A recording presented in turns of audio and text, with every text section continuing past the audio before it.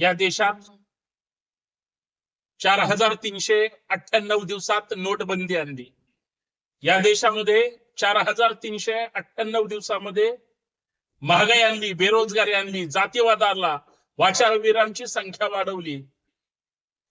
या देशामध्ये 4398 दिवसामध्ये जीडीपी घसरला, रुपया घसरला, सरकारी सगळ्या कंपन्या खाऊन टाकल्या, सरकारी जागा उद्योगपतींना वाटून टाकल्या। 4398 दिवसामध्ये या देशात प्रत्येकाला भिकारी करून टाकलं। या देशामध्ये 4398 दिवसामध्ये देशभक्तीचे नारे सांगितले आणि रांगेत लोकांना मारायला लावलं। या देशामध्ये 4398 दिवसामध्ये तुमच्या दारासमोर महामारी आली, तुम्हाला थाळ्या वाजवायला लावल्या, टाळ्या वाजवायला लावल्या। अहो, या देशाची आर्थिक घडी विस्कटली, उद्ध्वस्त करून टाकली या 4398 दिवसाच्या या महान नेत्यांनी। आणि तुलना कुणासोबत होतीये? थेट नेहरूंसोबत। म्हणले आमच्या नेत्यांनी 4398 दिवसाचा जो विक्रम आहे तो म्हणे विश्वगुरु नेत्यांनी मोडला। 4399 दिवस आज झाले। किती भारतीयांना आनंद झालाय? मी तुम्हाला प्रश्न विचारतोय, किती आनंद झालाय असं नाही, किती लोकांना आनंद झालाय? एकदा लोकांच्या अडीअडचणीचा विचार करा। देशाला चुना लावणाऱ्यांना पाठीशी घालणाऱ्या या 4398 दिवसामध्ये काळा पैसा आणणार होते, काय झालं? जे 27-28 लोक या देशाला हजारो करोडो रुपयाचा चुना लावून गेले, यांच्या आशीर्वादाने, या विश्वगुरु नेत्याच्या आशीर्वादाने त्याचं काय झालं? एवढंच काय, या देशातल्या लोकांनी प्रश्न विचारले तर त्यांना देशद्रोही ठरवलं, त्यांना टार्गेट केलं। या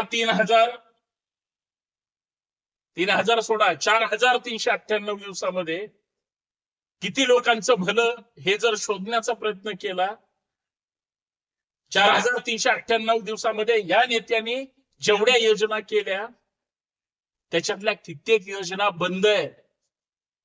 साधं सांगतो, साधं, लय लांबची गोष्ट नाही।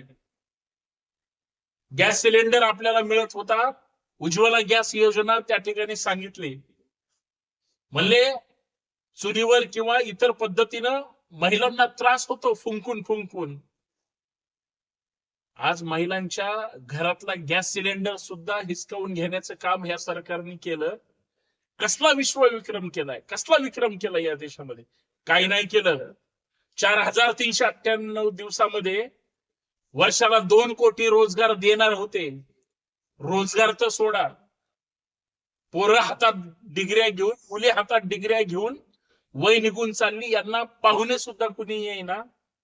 यांचं काय कौतुक आहे? म्हणजे कौतुक करा, ज्यांना करायचंय, तो तुमचा अधिकार आहे, पण ज्या प्रश्न विचारली गेली त्या प्रश्नाचं उत्तर कोण देणार?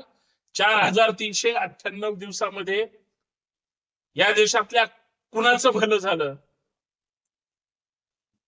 4398 दिवसामध्ये प्रत्येक राज्यामध्ये विरोधी पक्षाच्या नेत्यांमध्ये ज्या पद्धतीने ईडी पाठवली, सीबीआयचा वापर केला, वेगवेगळ्या पोलीस यंत्रणेचा वापर केला, लोकांना घाबरून टाकलं। पहाटे 3 वाजता ईडी जायची, 4 वाजता झोपीतून उठायची, घाबरायची लोक। 4398 दिवस म्हणजे पंडित जवाहरलाल नेहरू या देशाच्या पहिल्या प्रधानमंत्र्यांचे एवढे दिवस ते सत्तेवर होते। आणि आज 4399 दिवस आहे जे प्रधानमंत्री श्री नरेंद्र मोदी साहेब सत्तेवर आहेत किंवा त्या खुर्चीवर सलग 3 वर्ष या सत्तेचे, या देशाचे सेवक म्हणून सांगतात। 4398 दिवस पूर्ण करण्यासाठी प्रधानमंत्री कधी चौकीदार बनले, कधी अच्छे दिनाचं गाजर दाखवलं, कधी महाराष्ट्रात येऊन छत्रपतींचा आशीर्वाद घेतला. पण लोकांचे अच्छे दिन, महागाई, बेरोजगारी आणि हे सगळं जर 4398 दिवसापूर्वीचा जर हा भारत शोधायचा म्हणलं, महाराष्ट्र शोधायचं म्हणलं, तर पेट्रोल 70 रुपये लिटर होतं, डिझेल 50-55 रुपये लिटर होतं. 4398 दिवसामध्ये देशाची एवढी वाट लावली. ते आज पेट्रोल म्हणजे साधारणतः नाही म्हणलं तरी 125 रुपये लिटर आहे. ते कधी म्हणजे 111चं 117, 125 रुपये होईल काही सांगता येत नाही. मग मला सांगा, या 4399 दिवसाचं कुणाला कौतुक आहे? जेवढे या देशातले पक्ष फोडले, प्रत्येक राज्यातल्या नेत्यांना घाबरवलं, त्या यशस्वीतेचे हे 4399 दिवस आहेत का? साधा सरळ प्रश्न माझ्यासारख्या एका भारतीय नागरिकाला पडलेला आहे. किती खोरं किती खोटं हे तुम्हीच ठरवा. परंतु या देशातल्या आणि खास करून या देशामध्ये राहणाऱ्या लोकांना आज कशा पद्धतीचं आयुष्य जगावं लागतं, याचा मी सुरुवातीला जो आढावा सांगला तेवढाच अजून एकदा आपल्या समोर मांडतो. संतोष शिंदे ऑफिशियल या आपल्या हक्काच्या युट्यूब चॅनलवर मी पुण्यातून संतोष शिंदे आपल्या सर्वांचं स्वागत करतो. विनंती एवढीच आहे की प्रधानमंत्री नरेंद्र मोदीजींनी नेहरूंचा विश्वविक्रम तोडला, ही भारतीय जनता पार्टीसाठी प्रचंड आनंदाची गोष्ट आहे. त्याबद्दल सगळ्यांचं अभिनंदन. पण भक्तांनो, याच दिवसामध्ये महागाईचा उच्चांक विसरू नका, बेरोजगारी विसरू नका, पेट्रोल डिझेलच्या ज्या किमती वाढलेल्या आहेत विसरू नका. ज्या पद्धतीचं धार्मिक राजकारण केलं, लोकांना चांगल्या शाळा पाहिजेत, दर्जेदार शिक्षण पाहिजे, मोफत आणि सक्तीचं शिक्षण हा संवैधानिक अधिकार असताना सुद्धा लोकांना मिळत नाही. ते दिलंय का? शाळा, रुग्णालय, लोक ते मागतायत, फक्त मंदिराचा घाट घालून बसले. मंदिरं झाली पाहिजे का? 100% झाली पाहिजे. एका मंदिरास 100 शाळा आणि 100 हॉस्पिटल करा, काही प्रॉब्लेम नाही. प्रश्न कुठं सुटतात, लोक कुठं जगतील, लोक कुठं घडतील, हे लोकांना शोधू द्या. आज या देशाची आर्थिक स्थिती काय? काळा पैसा पहिल्याच 2014च्या निवडणुकीला आणणार होते, तो काळा पैसा आणि काळा पैसा घेऊन पळालेले हे फक्त एका गुजरातचे आहेत, हे विसरून चालणार नाही. हे फक्त दुसऱ्या राज्यातला होता, युपीचा. ललित मोदी, नीरव मोदी असे कित्येक मोदी पळून गेले देशाला चुना लावून, हजारो कोटीला. साधे गणित नाही. काय केलं त्यांचं? याच 3000 म्हणजे 4398 दिवसामध्ये 3000 वेळा ही सगळी लोक ओरडून ओरडून सांगतात. कशासाठी? या प्रश्नाची उत्तर एकाही भक्ताला देता येत नाही, अंधभक्ताला देता येत नाही, किंवा खालच्या चेले चपाट्यांना देता येत नाही. ते फक्त गप्पा गोष्टी करतात. आज देशाची अवस्था इथून पुढच्या 8 दिवसामध्ये काय होणार आहे बघा. तर ज्या पद्धतीची महागाई वाढत चालली, इंधनाचा तोटा आहे.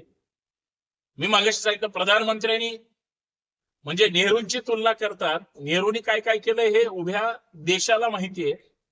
पण मोदी प्रधानमंत्री झाल्यापासून त्यांनी ज्या योजना केल्या, त्यातल्या उज्ज्वला गॅसची योजना सांगितली, अजून कित्येक योजना आहेत, आता विसरली लोक. याचा अर्थ प्रधानमंत्र्यांनी काम केलं नाही का? 100% काम केलंय. पण करावंच लागतं सत्तेत आल्यानंतर. 4398 दिवस पूर्ण करून 99 दिवसात प्रवेश करण्यासाठी तुम्हाला सांगावं लागेल ना, आम्ही हे केलं म्हणून. हा आजचा भारत आहे, लक्षात ठेवा. त्याच्यामुळे कौतुक काहीच नाही.